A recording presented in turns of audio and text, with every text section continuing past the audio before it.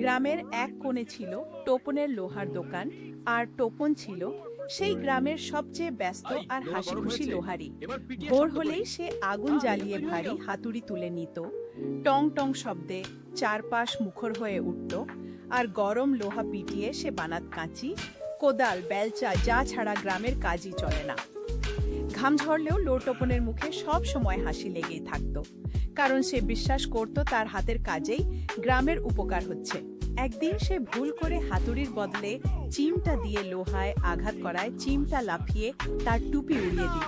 লোকজন হেসে কুটিকুটি, আর টোপন লজ্জায় মাথা চুলকে বলল, আজ হাতুড়িও বুঝি ছুটি নিয়েছে।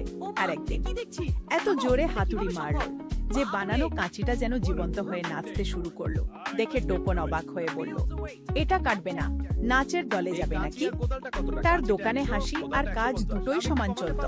একবার গ্রামের স্কুলের লোহার গেট ভেঙে গেলে সবাই চিন্তায় পড়লেও টোপন এগিয়ে এসে সারাদিন খেটে নতুন গেট বানিয়ে দিল। বাচ্চারা খুশিতে হাততালি দিল। সন্ধ্যায় কাজ শেষ করে দোকান বন্ধ করার সময় টোপন আকাশের দিকে তাকিয়ে হাসল। সে জানত তার হাতুড়ির প্রতিটি আঘাতে শুধু লোহাই নয়, গ্রামের মানুষের জীবনও একটু একটু করে মজবুত হয়ে উঠছে।